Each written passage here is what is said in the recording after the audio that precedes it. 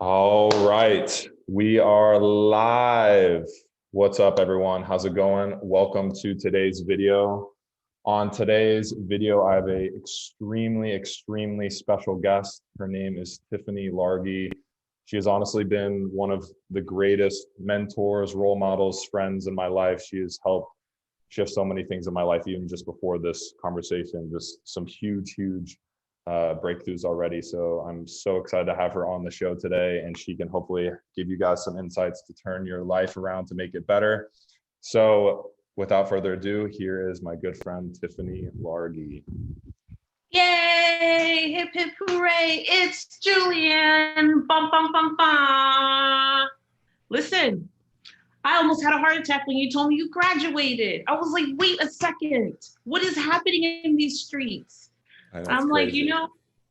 I love it. Like, it's bananas because I can still remember when you were like, man, you know what? I'm going to help a lot of people. And I need to help a lot of people and I was like, yeah, Julian, because you've got to use your story, because your story dictates that you know the way to the other side of this game and you're going to help a lot of people. And it's kind of cool for me to be 360 in this moment to go, oh my gosh, you graduated, Holy Mother of Johnson. I'm excited. It's crazy. Tiffany's been there since the beginning. I can remember we met each other at this event, and I was actually telling someone else this story the other day. I don't know if you remember.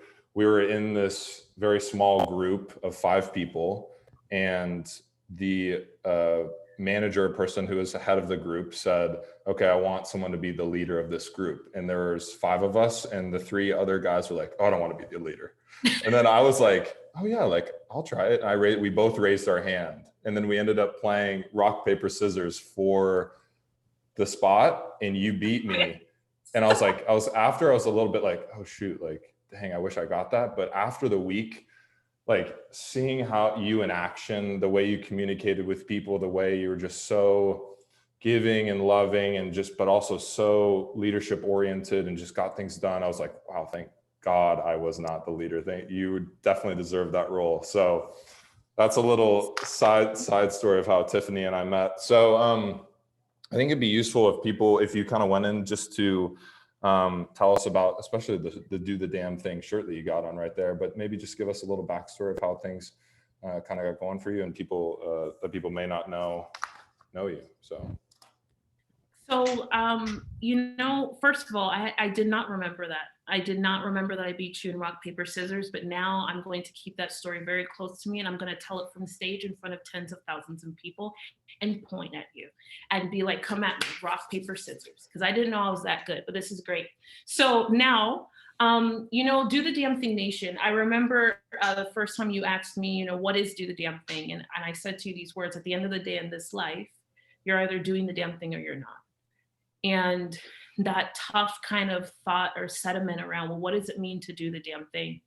Man, like every single day, regardless of what chapter we are in our lives, we're faced with moments of people who think we should be doing X, and then we don't want to do X, we want to do Y. We're faced with cross in the roads, or forks in the road. We're faced with life cards that get handed to us. We're faced with, man, I thought it was going to come out this way, but it can't go out this way. It's, we're just faced with these moments. And what happens is we get stuck.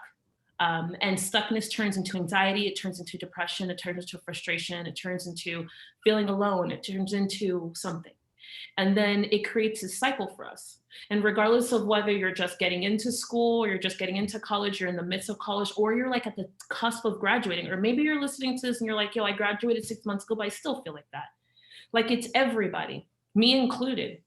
And the idea is that we feel like we want to do the right thing, but the truth is that we never ever really know what the right thing actually is. We just have to do the damn thing. One of the greatest things, Julian, that was told to me, I don't know, maybe 6 years ago, was this statement, and it really changed my life. It said, Tiffany, make the decision and then make the decision right. And I was like, yo, because in its purity, it basically is saying, like, you have to make a decision, but if the decision doesn't work out, it's okay. Like, as long as I'm still alive, I can make this decision right. You get it? And so the key is to not just do it, but to do the damn thing. And every time I think about the life that I live today, the things that I get to do, the amount of people that I get to connect with from stage, offline, online, I'm like, I think about all the fears and insecurities that I had and the ones that I held on to and the ones that actually weren't my own, that I was managing or caring from someone else. You know what I mean? Like my parents, oh, my parents want me to do this. They want me to be this. They don't want me to do that. They don't want me to go there. And it was like, well, those are your ideas. Those are not my ideas. Those are your wants and desires. Those are your insecurities about what I can and can't be. And it was like, oh my gosh, shit. I gotta just manage me. Like, I gotta ask myself, what do I want? And what am I feeling? And what do, you know, like what's in my heart and what's in my soul and what's in my spirit. And I'll tell you, I look back to the 21-year-old version of me, and I'm like, the greatest thing I ever did back when I turned 20 or 21 was to stop managing other people's insecurities, period. I think that if I, like, as I take a moment to pause, that's literally what do the damn thing is.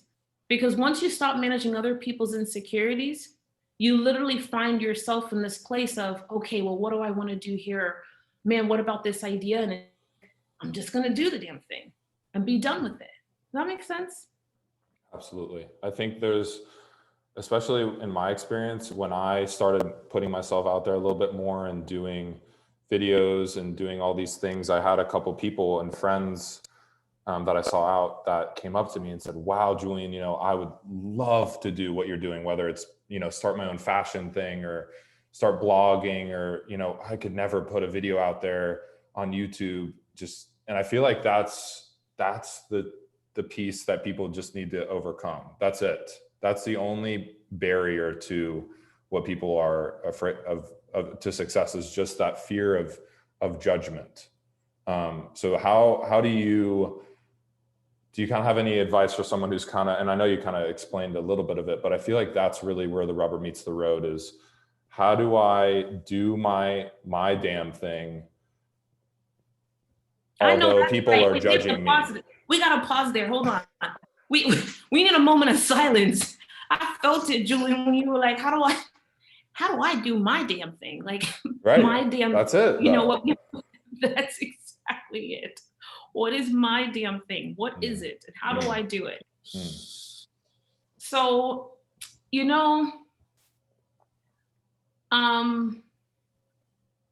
when we say, man, I can't do X thing, the question is why? We physically can. First question that I ask when someone says, well, Tiffany, why I can't do that? It's like, well, why? Tell me why though. And it's not just fear of, it's fear of rejection as well as like fear of just getting it wrong. And for me, it's like, man, for me, the fear is more of things just staying as they are. Does that make sense?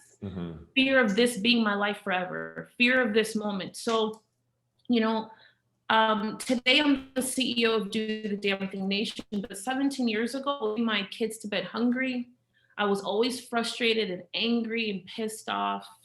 I made $10.22 an hour. And I stayed in this crazy cycle of how other people wanted me to live my life, you know, and how other people, what they thought I should do with education and school, where I should live, how I should live it, who I should be with, blah, blah, blah, blah, blah, blah, blah. And the truth of the matter is that the more I paid attention to what they wanted, I stopped asking myself what I wanted.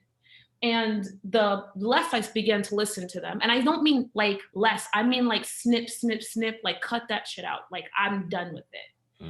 I literally began to be able to hear my own voice.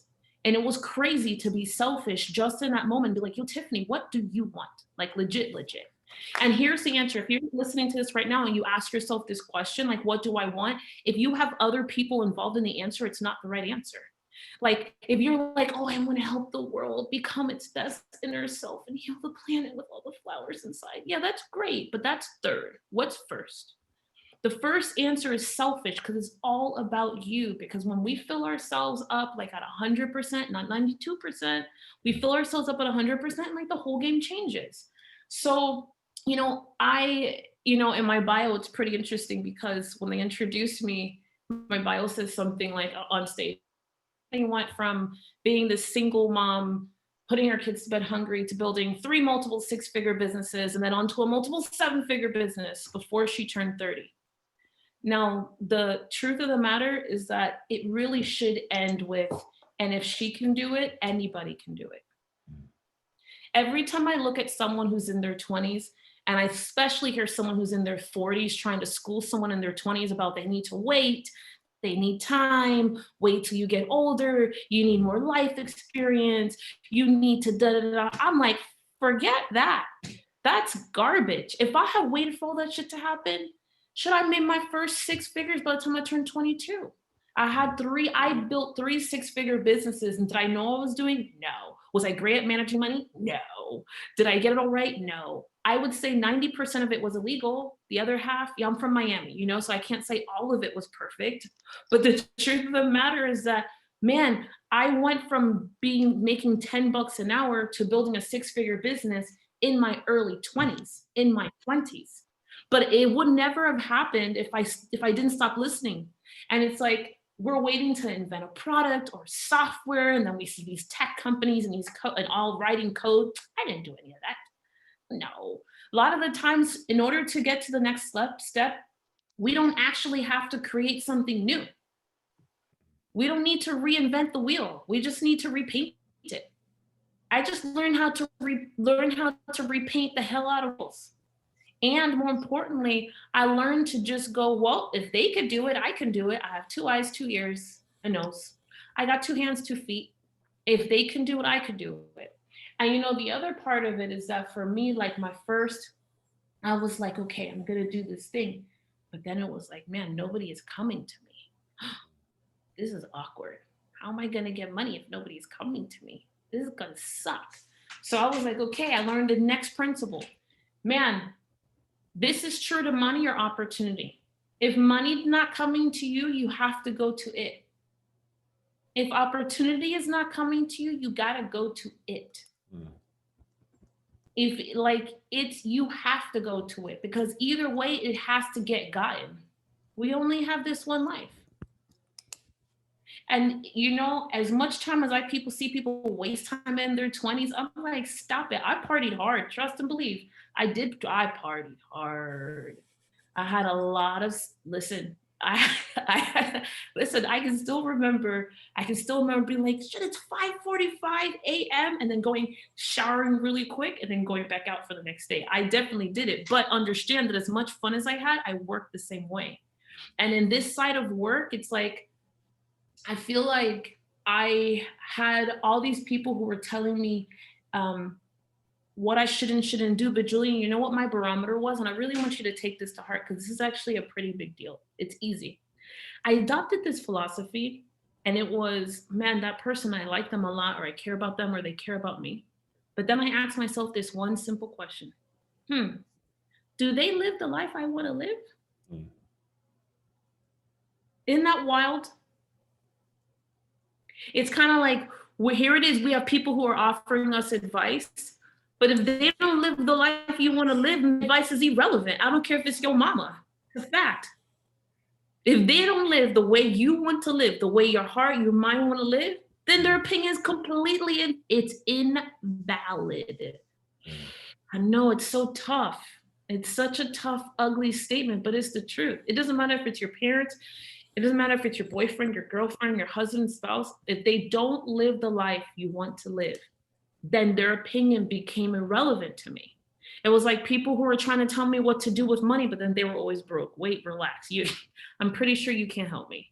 People who were always telling me how to grow my business. And I'm like, yeah, but you have a 9-to-5. What are we talking about right now?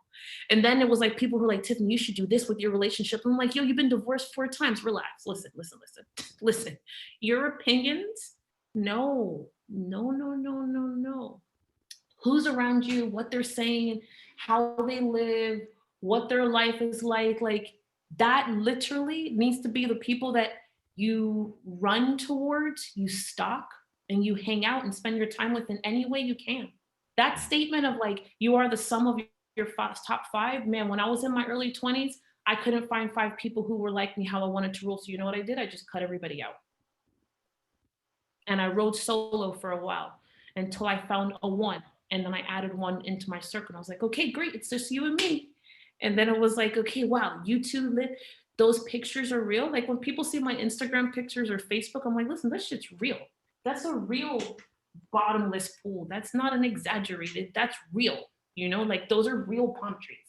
I'm 5 minutes from the ocean, like right now. Like it's like it's so important that whether it's their lifestyle, the way they think, the amount of money they have, maybe their circle of influence, maybe it's their physical state.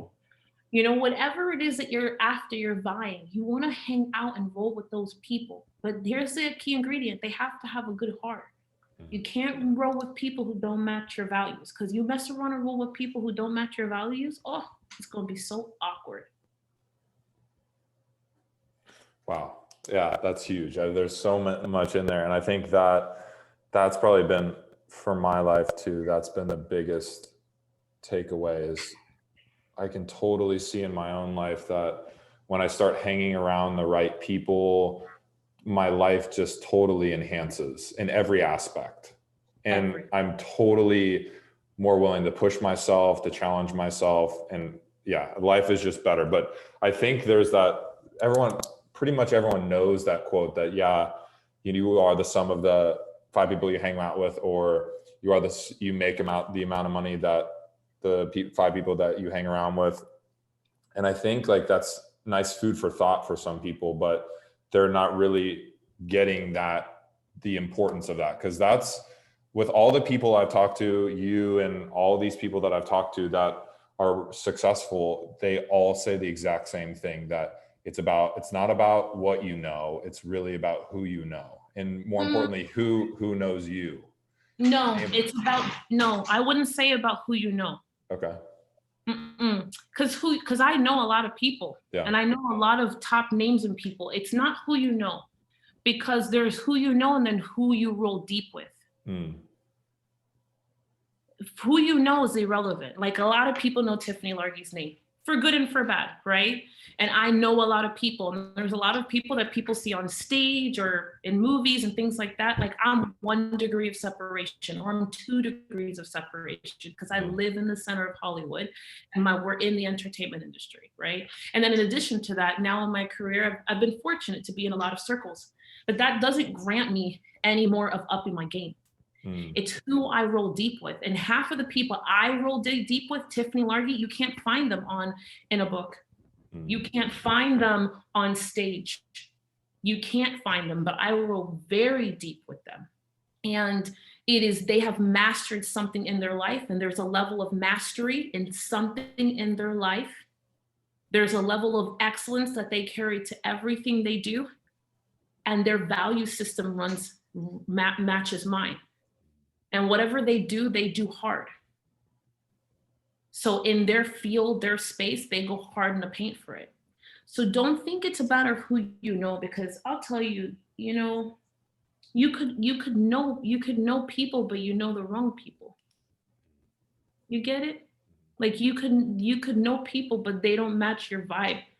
It's like 5 years ago, everyone told me in the industry that I serve today, that I needed to kind of operate a certain way. And I needed to find my way into the in crowd, into the cliques of personal development. And, the more I started to dive into personal development, the more garbage and trash that I saw. The more people who had no clue what the word integrity means. And the more love that I really didn't see. I saw people talk about love, but not actually for real, legit love the human. I saw them love their bottom line a whole lot more.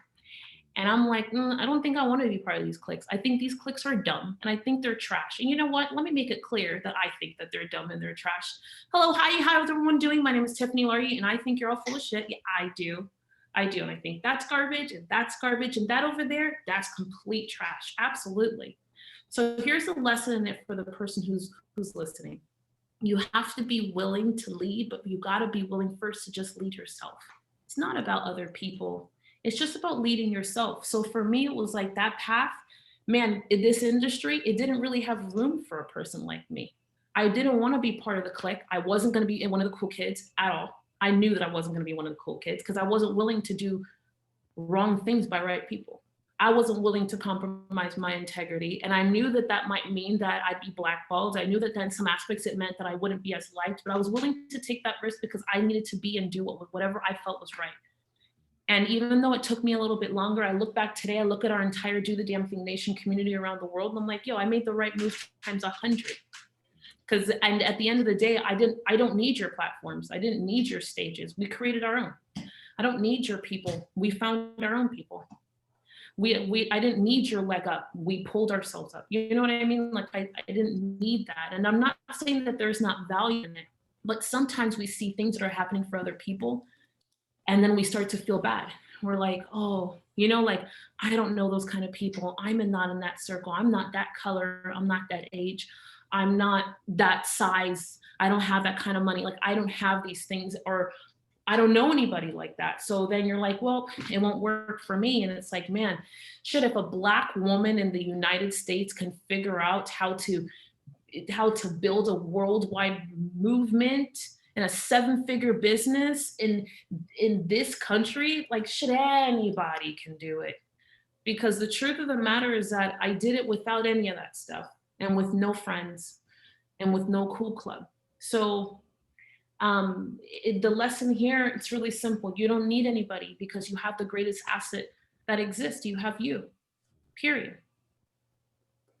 That's beautiful. And I want to emphasize that point because I don't know where I saw this, but you had such a beautiful diagram, and it had these 3 circles inside of each other. And the main circle, the base of it all, was me. And then you worked out to friends and family, and then you worked out to the world, and it was like a circle of impact.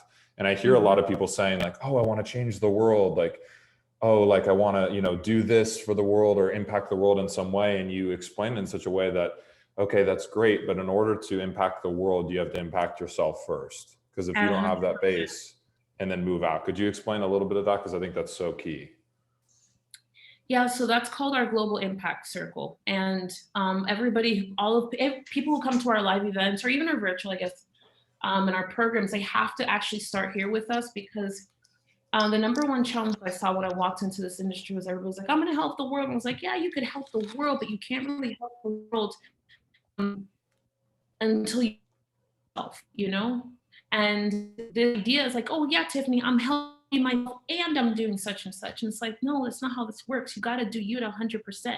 You have to be at 100%. Like, you got to be whole and solid. And then you can build tough, heavy, new, outward things.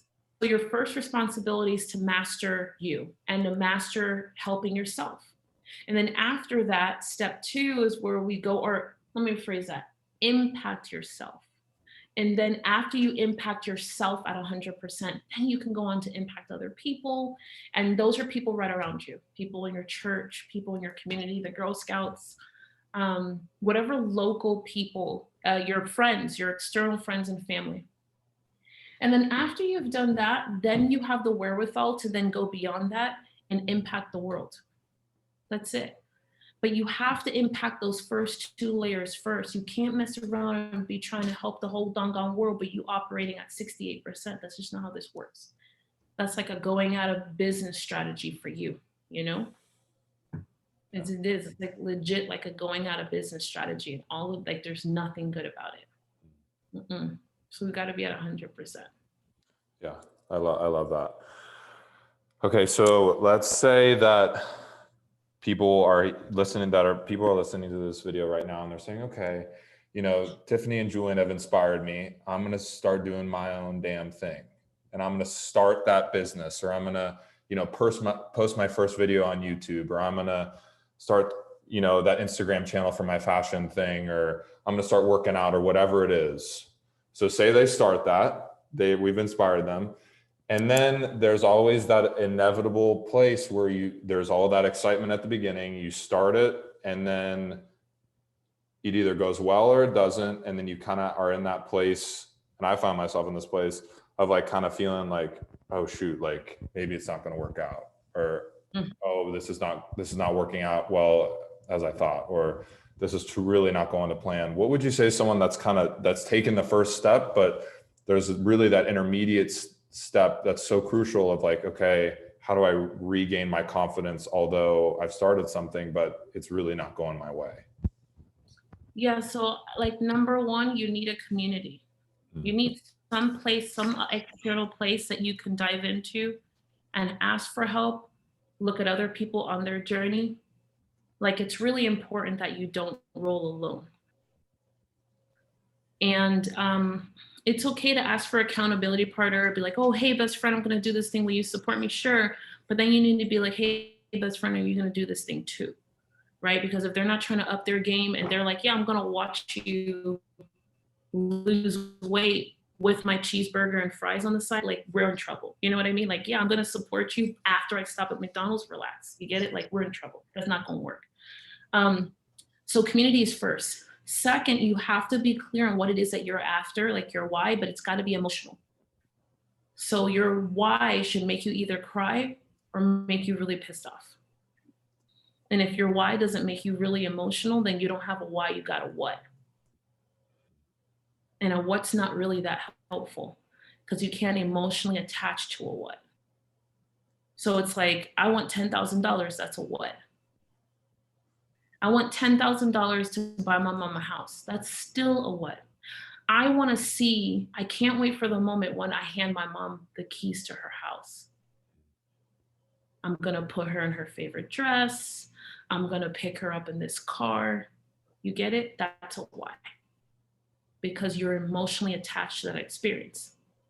And so keeping that emotional component in front of you is literally where the magic is.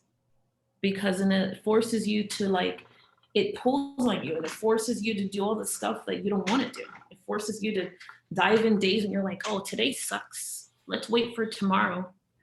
You know, like I used to knock on 45 doors every single day on my way to my first 6 figures. I knocked on 45 doors every single day. And I was rejected like 42, probably out of the 45. And I mean physically, like in high heels in Miami in the forever hot sun. And if I had said, man, I can't wait to get to $5,000 a month or whatever it was, I don't know that I would have been able to sustain it. I don't think so. It was me visualizing moments of giving my daughters, like, I wanted to give them specific toys for Christmas. I wanted like specific special moments that I couldn't afford in the past or I couldn't afford or that didn't allot for me. And I would visualize those moments all the time. And so then the fear of me not making them happen forced my ass out of bed. It forced me to go and knock on 3 more doors. It forced me to stay out till 5 o'clock like I said I was going to do. It forced me to do the things that were uncomfortable. That's it. Yeah. Wow. And I want to go back to the piece about you saying that you knocked on 45 doors and rejected by 42. That I think this was probably the best piece of advice you ever gave me is, we were talking one day and you said, I was talking about failure and like, you know, being afraid to do something or along those lines. And you said, Julian, like, you know, 90% of the time I'm failing and 10% of the time I'm succeeding. And that's what everyone else sees is just that 10%, or I don't know what number you said, but I was like, wow, like 90 or 80% of the time. It's 97% of the time I get it wrong. 97, I fail. I get it wrong. Yeah. And it's that 3%. And, you know, there's this idea out there that it's the opposite, right? That, you know, we're going to do 10 things and then 9 out of the 10 work out. But the truth is that if you ask any person who's crossed, you know, whatever milestone you want to put in front of that, they'll tell you how many days they either cried, how many days they held their hand in their head, how many days they were like, this shit's too hard, I can't do it anymore, how many days that they were like, this is not working. But I knocked on 45 doors every single day because I knew that 1 in 20 of those people would eventually turn into a prospect and 1 in 5 of those people would turn into dollars in my pocket. And it was like, oh, this sucks. So it's 1 in 20, it's industry standards. It's not Tiffany numbers. 1 in 20 turn into a prospect and 1 in 5 turn into revenue. And you could use that for anything. Like 1 in 20, like I'm trying to get, I don't know, sports teams to notice me. I'm going to be an agent, a sports agent. man, I'm trying to get noticed by a producer because blah, blah, blah, blah. Like whatever it might be, it doesn't matter what you put in that equation, it's plus or minus 10% the same. So it's like, it's not that I got really good at getting rejected. I just got clear that I had to go through the rejection to get to the outcome. I had to get through the rejection to get to the yes. And there's no other way. There's no sexy way to get to the yes. And I need the yes. You know what I mean? Like I gotta get the yes. So man, flip, you know, I've gotta get the yes. So I've gotta go through this rejection in order to get there. And it's not easy, but it becomes possible when you're emotionally focused on the outcome, the why. Because then you have a string that attaches you to maneuver and to move through all the moments and days so that you're strong enough to take it all. Wow. Yeah, I think that's something that shifted everything for me, just knowing that you have to go through that rejection. I don't know what you said, just making it, it's not always going to be sexy. I think that's just the name of the game right there.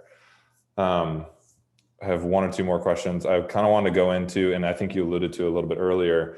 And it was so beautiful how you said it, that when you said you were visualizing all these things that you wanted to create in your life, it wasn't really necessarily about, oh, I'm going to get this thing for myself. It was really, you know, oh, I'm going to create this for my mom, or, oh, I can't wait to see my kids smile on Christmas when they get this gift. And this is something that I really learned from you as well, is whenever I'm around you, you always are asking, like, you know, how can I help you? What can I do for you? You know, how can I make your life better in whatever instance? And I always kind of, when I initially met you, I was kind of confused because I'd never seen someone be like that. And there's always people, you know, saying like, oh, like kind of having that motive or intention behind like wanting to get something from someone else. And you were just like a pure giver. Could you just kind of talk about the importance of that and just how that kind of shifts your view on life? You know, I don't know that it's a practice. It's more of, it's not really a practice. It's more of a principle, I guess, a value, part of my value system. Mm-hmm. You know, as much as we're looking to get, like if we spend our lives asking the universe, forget people, just asking the universe for things, God, and all things in between, like you have to constantly be giving in order to receive that much. Like you have to be giving, but you're not giving in that moment to get. It's almost like, think of it of living your life. Like one of my roles and responsibilities is to plant seeds and to plant good seeds wherever I go. That's just part of being a good human. Like it makes no sense to be a crappy human. Being a good human is everything. And then you be a good human and then you become a good steward. And then when you're a good steward, opportunity that's on seed wants to plant it in good soil.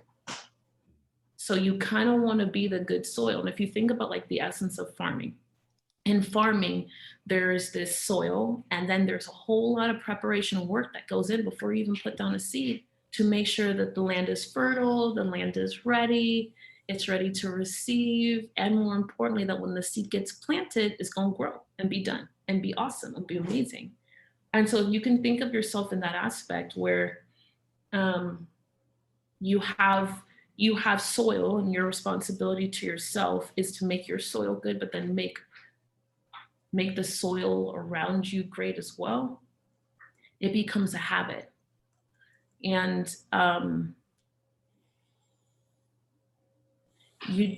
giving is how we become stronger, because giving is about your own willingness. Giving is not always just about the other person. It's about your own willingness. Because the world is not divided by have and have nots. The world is divided by will and will nots. What are people willing to do? And how are they willing to do it? And how much are they willing to do it? And what are they willing to get past? And what are they willing to fight through? Like, what are you really willing to do? So for me, I think it's become I'm clear that I want my heart to always be willing. And more importantly, I know I've received so much that and it's not just now, it's always. The person who gives wins, not the person who gets. Because you can't take any of that stuff with you to heaven anyway. So it's a waste of time to try and always get. Yeah, that's awesome. Okay, so for one final question. My favorite stripper name? Say it again. My favorite stripper name? I just didn't know if that was coming now. Yeah. I didn't know if that was happening right now. Yeah. I want to make sure you didn't miss it. Oh, that's great. Oh my gosh. So the other day I saw, I don't know if you've seen, there's a book and then there's a lecture. It's by Randy Pausch and it's called His Last Lecture. And he gives his last lecture at Carnegie Mellon and talks about what would be your last lecture. And since I know that you travel and do videos and give seminars to people, if you had just one last lecture or one last talk to give the world, what would it be about? Oh man, the importance of dreaming and dreaming wildly to the point where it makes no sense. When was the last time you allowed yourself to dream? That's it. Really simple. You know, there's goals and goals are great, but goals don't stretch you and they don't make the planet grow. Goals we can see, they're within reach. We know how to get there. We can build a roadmap. But the greatest things on this planet, the greatest solutions on this planet have been created by dreams and people dreaming wildly to the point where it makes no sense to the person to their left and their right. Wow. Amazing. Thank you so much, Tiffany. This was an incredible interview. How can, if people want to kind of get in contact with you, what's the best way to for them to see your stuff or to reach out? Come stalk us somewhere. I don't know, it's tiffanylargie.com, just about everywhere. And do the damn thing. And if not, just harass Julian. One of those three ways.